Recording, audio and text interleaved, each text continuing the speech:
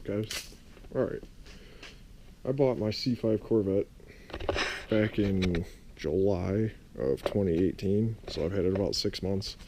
I drove it all the way up to a couple weeks ago. I live in Ohio. It's winter.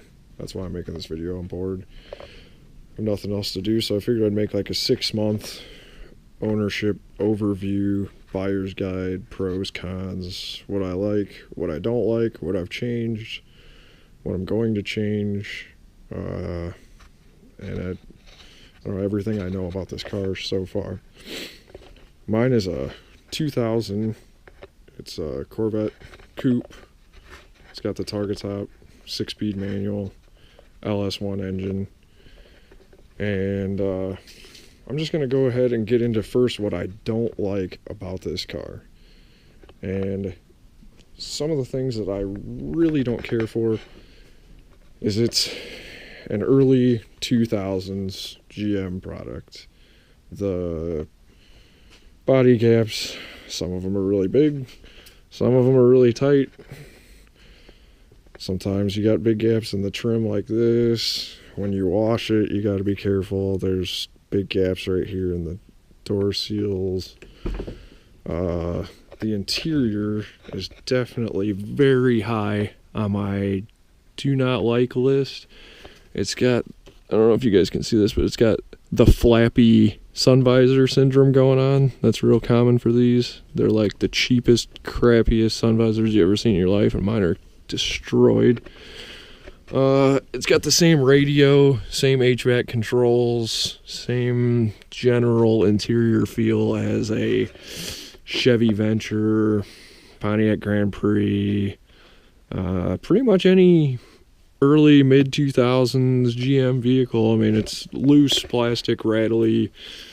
I don't know. The seats leave a little bit to be desired. I mean, it's when the windows go down, they're kind of clunky. The knobs on the radio crack. The turn signal switches go bad. I mean, it's the gas gauge is kind of wonky. It's a typical 20-year-old GM vehicle. The other thing that I really don't like about this vehicle is it's got the LS1 engine. And the LS1, it's a great motor. Makes good power. People love them. I like it. I like how it drives. I like the power and everything. But what I don't like is the engine is very noisy. I think a lot of it has to do with the plastic intake manifold. You can hear everything that's happening inside of that engine. Especially when it's cold, the oil's cold, they tick, they piston slap, they make weird noises that convince you it's going to blow up at any moment, but it doesn't. I don't know. Once you can get past that, it's okay. It's not a bad engine, but I don't know.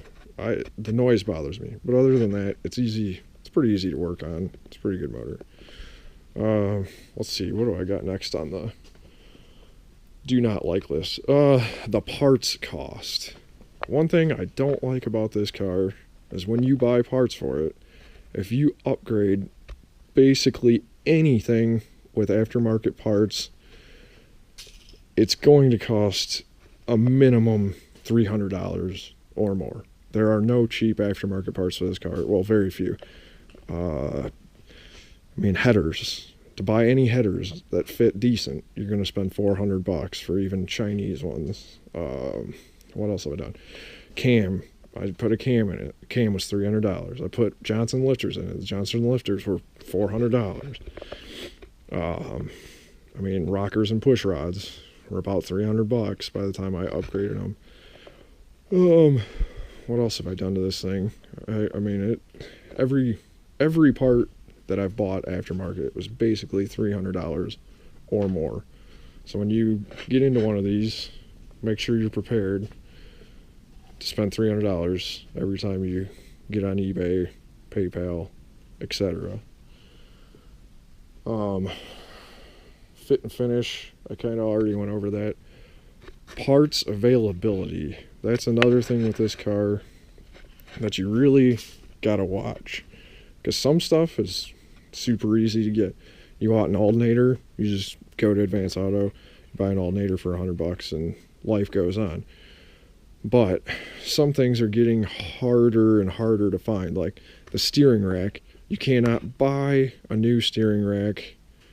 There's a few people that refurbish them, but even then they come with some asterisks in the description, like it might still leak because there's a wire that comes out of the rack and I don't know, it can leak, and apparently it's like impossible to fix. What else is kind of hard to get for this car? There's not a lot of things, but there's a few things. This right here, this car, it's a 2000. It's got active handling, and that controls all of it.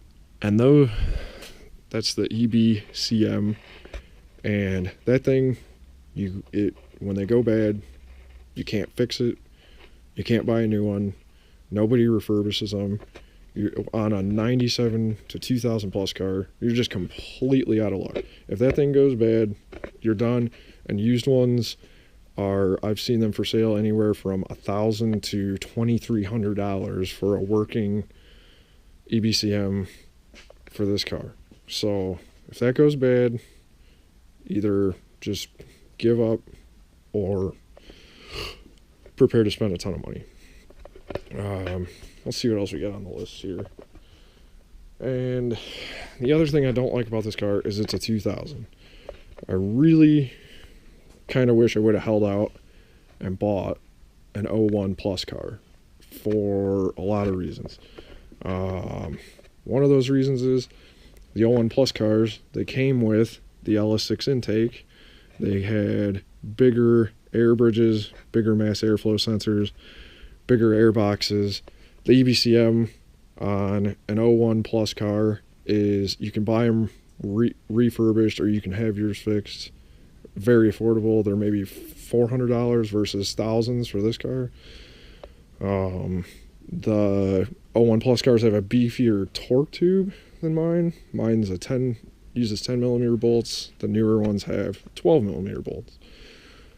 And there's a few other little minor changes here and there that don't really bother me too much, but those are the main things on an 01 plus car that you will get compared to this one. And a lot of the 01 plus cars, a lot of them came with the 3-rib rear diff, which is quite a bit stronger than what I have.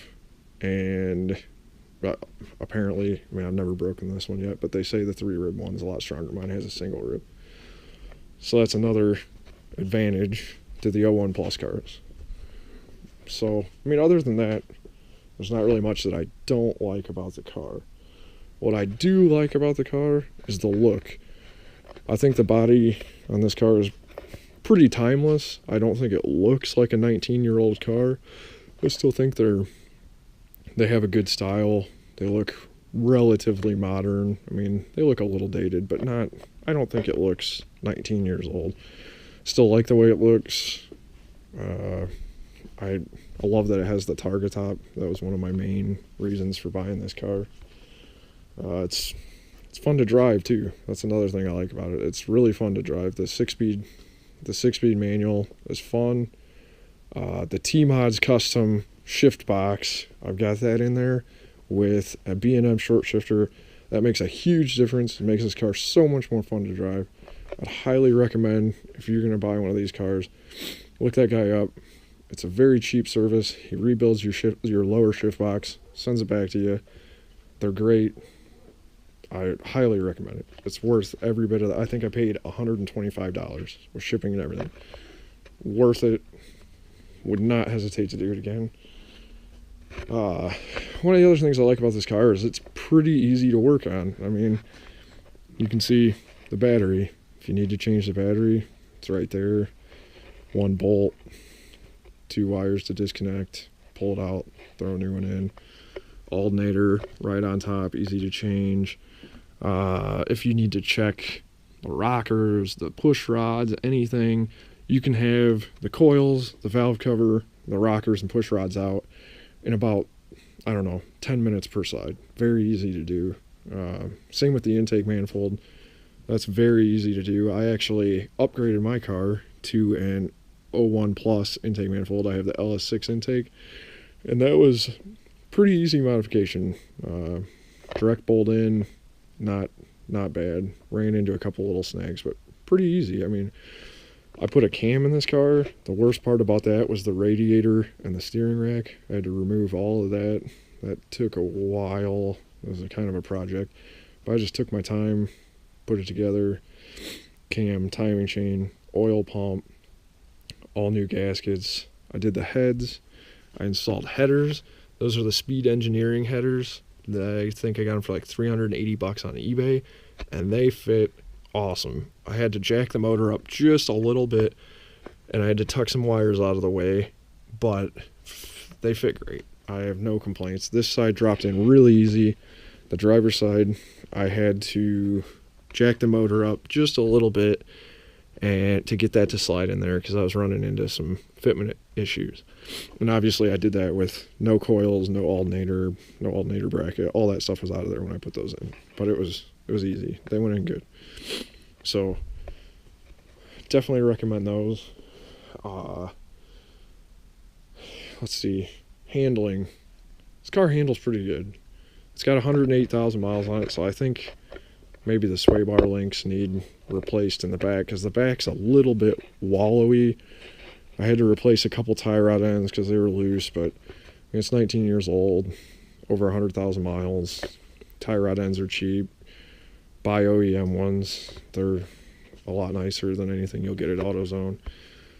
I swapped those out. Good to go. No big deal. The car handles pretty good. Power. This car had okay power stock. Mine, the reason I put a cam in it was the camshaft actually was failing. Some of the lobes were at the peak of the lobe. The metal was breaking down, and the engine just ticked all the time. Wasn't sure what it was. I found a couple bent push rods, didn't change anything. Found a couple loose spark plugs, didn't change anything.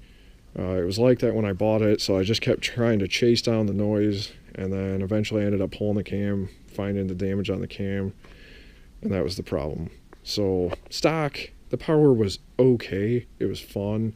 It ran, my best time personally in this car was a 13.5 at 105 miles an hour, and the clutch was slipping on the launch pretty bad. Not to make an excuse, but it really was. I could not get it better than a 2.0 60 foot because the clutch would just slip the whole time. So, I mean, stock, it had okay power. But now, I've done the LS6 intake, cam, 799 heads. It's got Johnson lifters. It's got Brian Tooley push rods, Brian Tooley dual springs. I removed the airbox lid, so it's got the zip tie mod done. All that stuff. The car pulls hard now. I fully expect it to run an 11 in the quarter mile. It's got 42-pound injectors because the stock, oh, that's another thing. 01 Plus cars had 28-pound injector stock. Mine had 26-pound injector stock. So those would have been well maxed out at this point with this setup. Another thing I had to do to this car was I did put this aluminum coolant reservoir in here because the stock plastic one was 19 years old and it was leaking at basically every spot it could, and the plastic was just breaking down. And I put this catch can on here too because that's another thing with these engines. Mine has an LS6 valley cover, LS6 PCV system, and it's still there's quite a bit of blow by and it gets a lot of oil in the intake. I put the catch can on. It helps. It's not 100% perfect, but it helps. So yeah, I mean, that's pretty much it on the on what I like. For reliability of this vehicle, I've had it for 6 months. It's never left me stranded. I mean, I did find 3 bent push rods. The cam was chewed up, and surprisingly the cam was not chewed up on the cylinders that had bent push rods. The bent push rod lobes were fine. The cylinder with the bad lobes, the push rods were fine. So I think it was not, I don't think it was a related failure. I think somebody over revved the motor, bent the push rods, and then I think the cam just failed on its own. So I don't know why, but it did. So, I mean, other than that, car's pretty reliable. The battery goes dead sometimes, and if you don't drive it for a few weeks. But, you know, other than that, it's pretty reliable. My key fob for the doors doesn't work anymore. I don't know if the battery's dead or what, but other than that, I mean, I've taken it on some decent trips. It gets me home. It's good. Reliability is good. And my future plans for this car, I'm getting ready to, pretty quick here, I have a TIC Performance master cylinder for the clutch. I'm going to take the pedal assembly out, swap that in. I've got a new clutch. I'm going to put that in. I'm going to rebuild the torque tube. And I don't know. Eventually I would like to maybe put a small wet shot of nitrous on this, like maybe just like 100 shot, 125 shot, something like that. And maybe get a different intake setup. The zip tie mod seems okay, but I think that there are better options. I just did that for mostly because it's cost effective, and it opens it up, lets it breathe pretty good, just wide open. Oh yeah, I also added this seal for the hood, because when you drive, if you wash the car, dirt, dust, water, whatever could go through the original gap under the hood and get to the airbox or whatever. So I bought this seal on eBay. It was like 12 bucks. Put it on there, seals it up really nice. So that's another thing that I would definitely recommend. But other than that, I mean, I put about 2,000 miles on the car. I've had it for 6 months. Probably spent just as much time working on it as I have driving it, but I don't know, it's cool. I think it's fun. I think it's worth it. I vinyl wrapped the roof, the target top. I don't know, kind of looks cool. Might peel it off someday, but I don't know. That's my ricer mod so far for this car. But yeah, I mean, they're fun. I would recommend them. The price point on these cars is getting pretty affordable. I mean, I've seen them for sale in multiple places for less than $10,000. I actually bought mine for less than $10,000, but it had problems when I bought it. The back tires were bald, it needed tie rod ends, the motor ticked, etc. So I got a pretty good deal on this car, and I've put a lot of money into it, so I think I'm well over $10,000 now, but it was pretty cheap, pretty affordable. Insurance is cheap. I have full coverage on this car. I only pay about 20 bucks a month for insurance. I mean, it's the cheapest car I have to insure. My wife drives a 2005 Pontiac Vibe, and it costs me more to insure her car than it does this one. So, I mean, insurance is good. Fuel efficiency is good on the highway. This car will, if you're in 6th gear cruising 65, 70 mile an hour, this car will get 30 miles to the gallon on the highway. It's even cruising around, like, I don't use 6th gear unless I'm going over 65 miles an hour. And because it's just too tall, it kind of lugs. But even cruising around, just using 5th gear in town and stuff, I still average typically over 20 miles to the gallon, which isn't too bad for a 5.7 liter V8, 3,100 pound car with a cam and injectors and headers, intake, etc. So, I mean, I think that's pretty good. Yeah, let me know what you guys think. If you have any questions, leave them in the comments. I'll probably post a video when I do the clutch on this car and when I do the TIC Performance master cylinder. When I install those, I'll make a little video, hopefully a little how-to because there's not really any super great guides that I've found on doing master cylinders and clutches on these cars, so I might make a video for that. But yeah, I mean, that's it so far. Hopefully, I'm excited to get it to the track next year, see what it runs now that I've done quite a few performance upgrades, and maybe do a track day at Mid-Ohio or I don't know, Nelson Ledges or something, whatever's cheap. But yeah, I don't know. Let me know what you guys think.